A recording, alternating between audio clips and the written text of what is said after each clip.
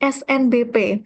Bagaimana itu untuk mekanisme penilaiannya dan juga berapa rata-rata nilai untuk SNBP ke UGM? Silakan, Prof. Gades. Kok nanyanya nilainya? Ini yang jelas begini ya, kalau nilainya nggak bisa karena apa antar antar tahun itu akan berbeda-beda. Yang jelas untuk SNBP itu prestasi kan berdasarkan prestasi rapor dari semester 1 sampai dengan semester 5.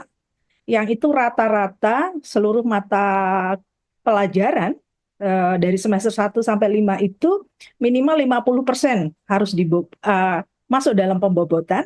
Kemudian bisa ada ditambah maksimal 50% itu adalah nilai mata pelajaran yang menunjang program studi yang dipilih. Ada dua mata pelajaran yang menunjang yang menunjang program studi yang dipilih plus uh, kemampuan-kemampuan prestasi baik akademik non akademik nanti ada sertifikat yang bisa disertakan maksimal 3 sertifikat terbaik.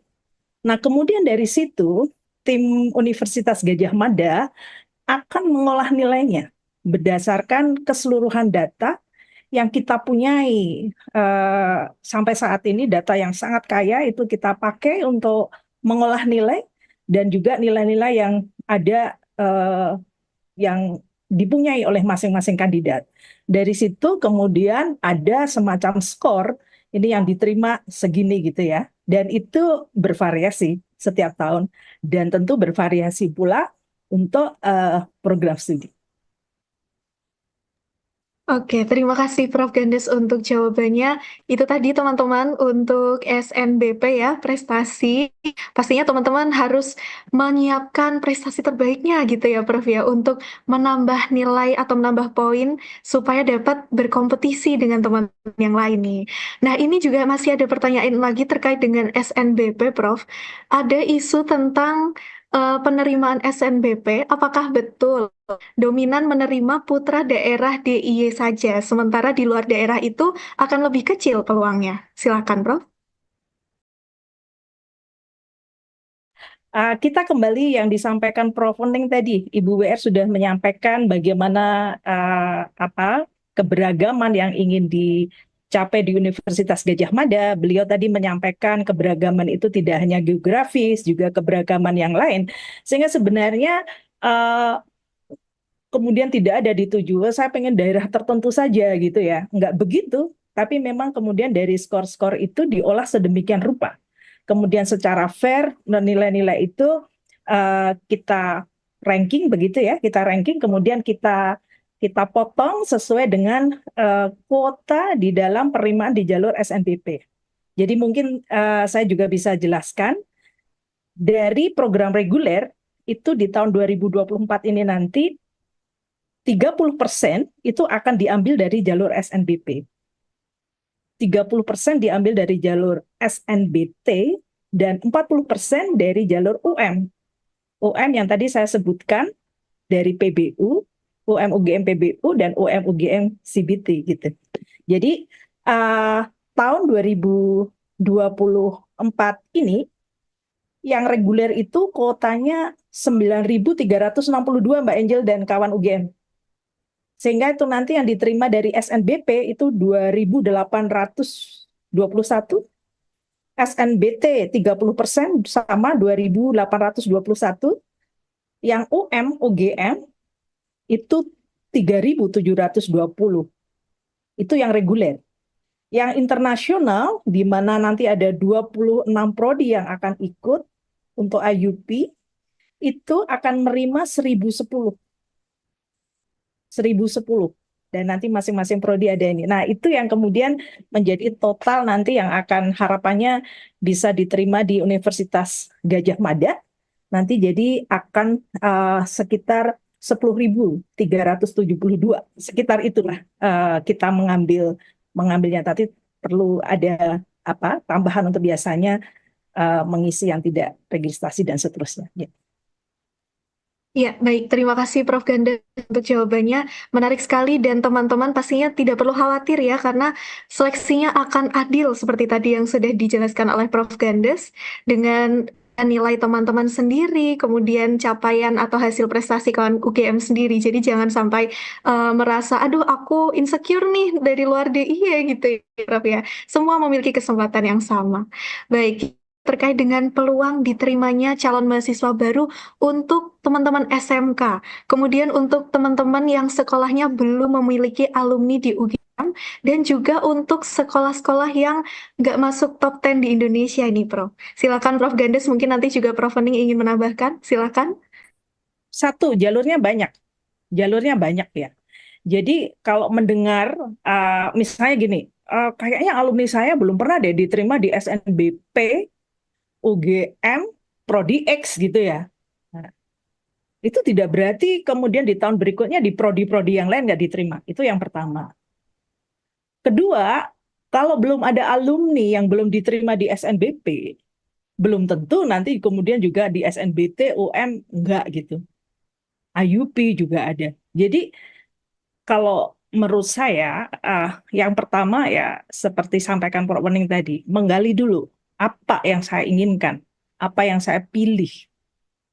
Kemudian dari situ melihat misalnya competitiveness ya, competitiveness secara umum, competitiveness rate secara umum, competitiveness di dalam IUP itu nanti kami upload. Kami dalam sosialisasi kami sampaikan. Nah, dari sana kemudian kita bisa memakai itu sebagai alat untuk melihat kira-kira seperti apa ya gitu peluangnya. Tapi bukan berarti kemudian belum ada alumni yang keterima, enggak aja, bukan gitu kalau menurut saya. Karena alumni yang enggak keterima itu daftar apa dulu? Karena kompetitif risk per prodi per tahun juga beda-beda. Orang yang berkompetisi yang berbeda-beda. Gitu. Ya, baik. Tahun ini UGM dan juga jalur-jalur penerimaannya itu memfasilitasi teman-teman untuk lintas jurusan begitu ya, Prof. Yang dari SMA-nya mungkin dari IPA, kemudian nanti memilih untuk jurusan sosum begitu. Ya, itu seperti itu ya. Prof. Gandes mungkin bisa menjelaskan secara lebih lanjut ya, karena memang ada bidang-bidang yang khusus ya, Prof. ya, terutama di PEB-nya juga dimension ya, Prof. Gandes. Iya, saya kira di SNBP itu boleh lintas ya. Tahun kemarin juga ada banyak yang lintas seperti disampaikan oleh Prof. Wening tadi, banyak yang lintas dan juga itu oke. Kemudian di dalam penghitungan pengelolaan nilai tadi itu juga tadi akan dilihat selain average nilainya secara menyeluruh juga kemampuan rapot yang menjurus ke program studi yang diminati itu juga akan dilihat, tapi lintas bidang itu ada. Nah, nanti pada saat yang di UM itu juga boleh memilih yang apakah saintek atau soshum atau campuran. Jadi campuran itu juga disediakan untuk yang memilih campuran. Ya. Iya, baik. Terima kasih. Jadi kesempatannya sangat terbuka lebar, kawan UGM. Silahkan memilih sesuai dengan apa yang benar-benar ingin teman-teman dalami, sesuai passion teman-teman sendiri. Dan kembali pertanyaan untuk Prof. Wening, ini terkait dengan beasiswa, Prof. Apabila sudah keterima, nanti bagaimana caranya mendaftar beasiswa? Dan yang kedua, Mas, terkait dengan beasiswa juga, ini tentang KIP. Apakah benar peluangnya itu lebih sedikit di tahun ini? Silakan, Prof. Wening. Ya, untuk beasiswa saya kira UGM memiliki banyak sekali ya list beasiswa yang itu nanti akan dihandle oleh Direktorat Kemahasiswaan. Tapi banyak sekali ya beasiswa yang bisa diakses ya. Ada beasiswa dari beberapa bank, ada beasiswa dari institusi-institusi tertentu begitu ya. Jadi sebetulnya banyak sekali beasiswa yang bisa diakses. Dan kadang-kadang beasiswanya bisa juga ketika teman udah masuk baru ada beasiswa, itu juga ada gitu ya. Jadi yang penting kalau menurut saya terkait dengan beasiswa ini adalah selalu rajin mengakses ya, karena teman-teman sekarang mungkin sebetulnya lebih mudah ya dalam mengakses informasi karena beasiswa itu semuanya juga ada di sosmednya. misalnya sosmednya Ditmawa, itu juga ada info-info terus-menerus beasiswa.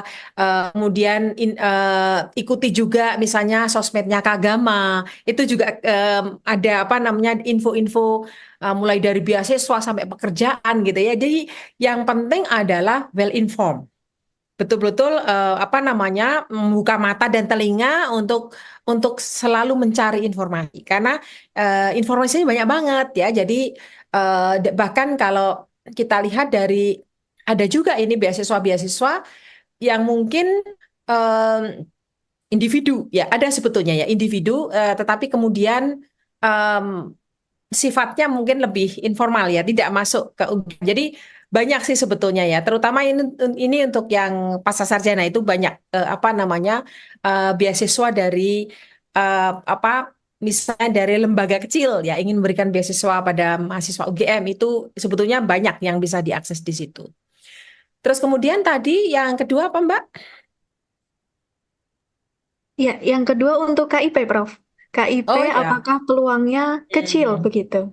Ya, kalau KIP ini kan memang setiap tahun berubah ya jumlahnya gitu ya. Setiap tahun berubah dan untuk tahun ini kita belum ada informasi kalau tidak salah ya Prof. Gandes. Jadi kita masih menunggu ya dari negara berapa untuk slot yang akan diberikan ke UGM. Tapi biasanya UGM itu termasuk salah satu perguruan tinggi dengan penerima KIP yang besar di Indonesia begitu ya. Jadi ini nanti kita masih menunggu saya kira ya, dan kita selalu mencoba agar KIP yang kita dapat di UGM itu bisa kita nego juga, misalnya ya tadinya segini bisa nggak kita mendapatkan lebih, misalnya seperti itu. Seringkali kita nego juga ya kepada kementerian, seperti itu Mbak.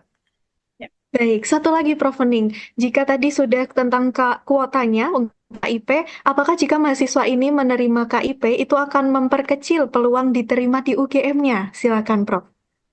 Oh, saya kira tidak ya, tidak ada seperti itu gitu ya. Jadi peluangnya tetap sama gitu.